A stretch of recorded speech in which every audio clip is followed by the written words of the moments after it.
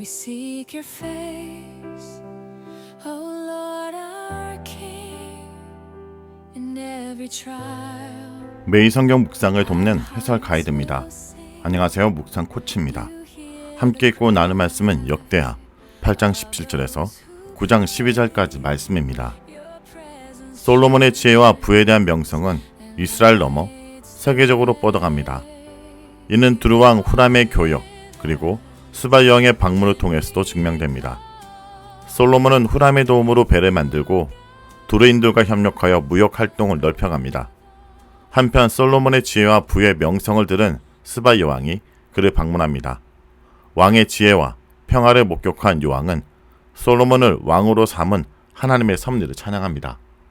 17절에서 18절은 솔로몬과 후람에 대한 내용입니다.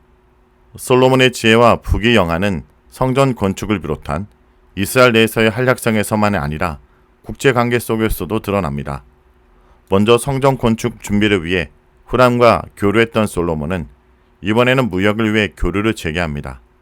그동안 솔로몬은 두루에서 백향목과 잣나무를 들여왔고 이스라엘에서 나는 밀, 보리, 올리브 기름, 포도주 등을 거래해왔습니다. 이제부터는 두 나라가 합작하여 다른 지역과의 교역, 특히 홍해 쪽과 지중해 쪽의 교역을 시작합니다. 솔로몬은 에돔 땅 엘랏 근처에 있는 에시온게벨에서 배를 만들었는데 이때 후람이 배와 백기를 잘 아는 종들을 솔로몬에게 보내어 솔로몬의 종들과 협력하게 했습니다.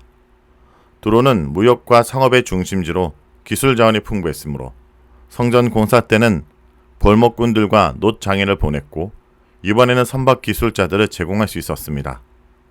에시온게벨과 엘롯은 아카반만의 항구들로 홍해를 통해 아라비아와 아프리카, 인도로 가는 통로였습니다. 솔로몬의 종들은 후람의 종들과 함께 에시온게벨에서 출항하여 금으로 유명한 오빌로 가서 금 450달란트를 수입해 솔로몬에게 가져왔습니다. 1절에서 9절은 솔로몬과 스바 여왕에 대한 내용입니다. 이번에는 이방인 스바 여왕의 방문을 통해 솔로몬의 지혜와 부귀 영화의 명성이 증명됩니다. 이는 하나님이 솔로몬에게 약속한 지혜와 부귀 영화가 성취되었음도 보여줍니다. 스바는 현대 예멘 남서부 지역으로 추정되며 최상의 향료와 황금과 보석 등을 공급하는 국가였습니다. 스바 여왕은 그곳의 군주거나 군주의 아내로 추측됩니다. 그녀가 큰 수행단을 거느리고 2250km 떨어진 예루살렘까지 오는 데는 몇 주의 기간이 소요됐을 것입니다. 이 같은 방문의 목적은 명성이 자자한 솔로몬의 지혜가 사실인지 시험하라는 것으로 설명되었습니다. 그러나 많은 시간, 막대한 경비, 위험을 감수한 방문인 만큼 개인적이고 외형적인 목적만으로 방문했을 리는 없습니다. 무역이나 정치, 경제 등의 외교적인 목적이 있었을 것입니다. 당시 솔로몬은 에시온게벨을 주요 무역항으로 삼아 교역을 시작하면서 홍해 지역의 세력을 확장하고 있었습니다. 스바 여왕은 부상하고 있는 신흥 교역국과 우호적 관계를 맺기 원했을 것이고 교역 경쟁이 있어 야기되었거나 야기될 문제를 타진하거나 해결하려고 했을 것입니다. 역대기의 관심은 솔로몬의 외교적 활약이 아닌 그의 지혜와 부, 그 배후에 있는 하나님의 섭리와 은혜를 드높이는 데 있습니다. 스바 여왕은 예루살렘에 도착하여 솔로몬에게 수수께끼 같은 어려운 질문을 던지고 마음에 궁금한 점을 다 물었습니다. 이에 솔로몬은 모든 물음에 대답함으로써 지혜를 증명했습니다. 열왕기상 4장 32절에서 33절에 따르면 솔로몬은 잠언 3000개와 노래 1005개를 알며 초목, 짐승, 새, 파충류, 물고기 등 해박한 지식을 갖고 있었습니다. 그러므로 그에게는 대답하지 못하는 것이 없었습니다. 솔로몬과 담화 후 여왕은 왕의 만찬에 올라온 금그릇에 담긴 엄청난 양의 진귀한 요리들, 솔로몬의 보좌로 짐작되는 신하들의 화려한 자석들, 그들의 정렬한 모습, 의복, 금잔 등을 대기한 술관원과 그들의 화려한 의상, 성전에 올라가는 층계를 구경하며 즐겼습니다. 특히 성전에 올라가는 층계는 17절에서 19절에 나오는 솔로몬의 보좌에 연결된 6계단의 화려함과 웅장함을 참고하면 더할 나위 없이 화려하고 위험스러웠을 것입니다. 솔로몬과 상상을 초월하는 솔로몬의 지혜와 눈앞에 펼쳐진 부와 위엄과 화려함은 여왕의 혼을 쏙 빼놓았습니다. 이와 같이 솔로몬의 지혜와 궁의 많은 것을 직접 눈으로 체험한 스바 여왕은 자신이 느낀 바를 표현합니다. 먼저 그녀는 고국에서 들은 솔로몬의 업적과 지혜에 대한 소문이 사실이었음을 인정합니다. 그녀는 처음에 그 소문을 믿지 않았습니다. 직접 와서 눈을 보니 소문이 진실이었고 솔로몬의 지혜가 참으로 탁월함을 깨달았습니다. 그녀에게 보고된 솔로몬의 지혜와 위대함은 그 절반도 제대로 전달되지 않은 것임을 알게 되었습니다. 둘째, 그녀는 신하들을 향해 부러움을 표합니다. 이런 지혜로운 왕을 모시고 있어 항상 지혜의 말을 들을 수 있으니 그들이 얼마나 행복한가. 마지막으로 스바 여왕은 이 모든 것에 드러난 하나님의 섭리를 찬양합니다. 2장에서는 두루왕 후람이 성전 건축을 준비하는 솔로몬에게 답신하면서 하나님을 찬양했는데 8장에서는 스바 여왕이 솔로몬을 방문하여 하나님을 찬양함으로써 솔로몬 통치 기록 앞뒤에는 이방 지도자들을 통해 하나님의 찬양이 선포됩니다. 스바 여왕은 솔로몬의 지혜와 지혜로 이런 결과를 목격하고 하나님의 자기 백성을 향한 사랑과 능력을 자각했습니다. 이에 솔로몬의 여호와 하나님이 송축받을 대상임을 선포합니다. 여왕의 찬양 내용은 놀랍게도 하나님이 솔로몬을 왕으로 삼은 이유와 목적이 집중적으로 부각됩니다. 첫째, 하나님이 솔로몬을 기뻐하였으므로 그를 왕으로 세우셨습니다. 이 진술은 하나님이 다윗을 기뻐하여 왕으로 세우셨음을 상기시켜 솔로몬이 하나님이 선택한 왕이자 다윗에 적합한 후계자임을 시사합니다. 둘째, 하나님이 솔로몬을 왕으로 삼은 것은 하나님 자신을 위한 일이었습니다.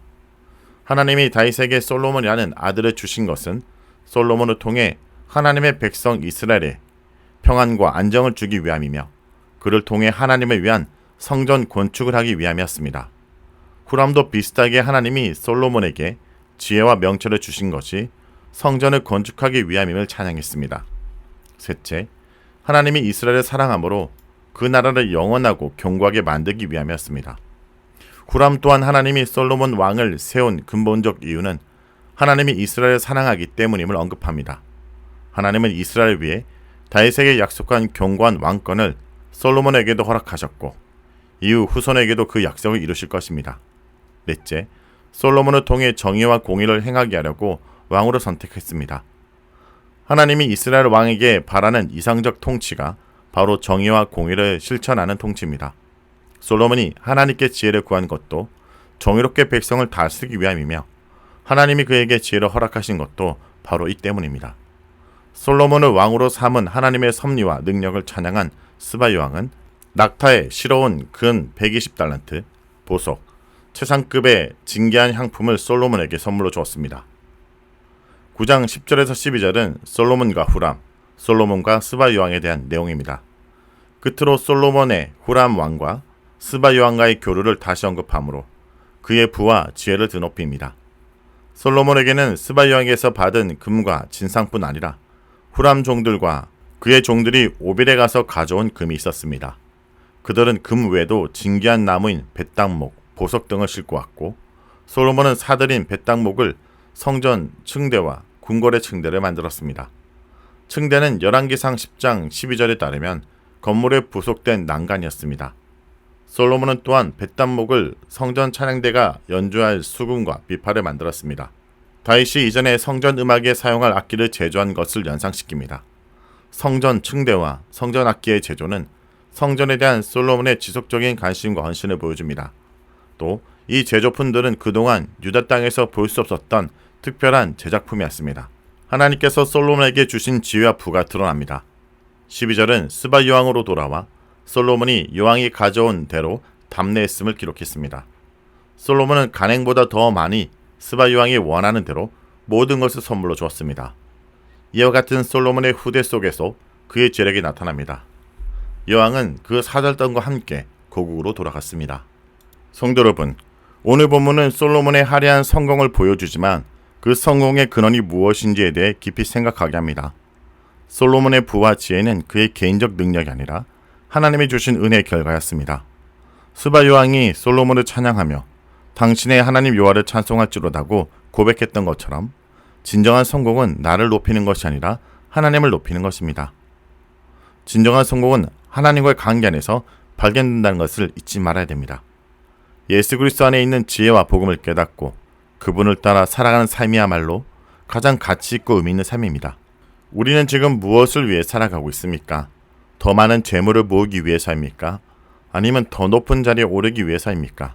아니면 더 큰 명성을 얻기 위해서입니까? 이 모든 것은 솔로몬이 가졌던 것들입니다. 하지만 성경은 솔로몬이 이 모든 부귀 영화에도 불구하고 결국 하나님으로부터 멀어졌음을 보여줍니다. 우리가 추구하는 성공은 결국 허무할 수 있습니다. 진정한 성공은 하나님과의 관계에서 발견된다는 것을 잊지 않기 원합니다. 말씀을 놓고 기도하겠습니다. 주님, 오늘 말씀을 통해 저희 삶의 성공에 대해 다시 돌아보게 하심을 감사드립니다.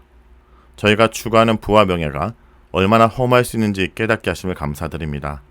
주님, 저희 마음속에 진정한 성공에 대한 갈망을 심어 주옵소서. 솔로몬이 구했던 지혜를 저희에게도 허락하여 주옵소서.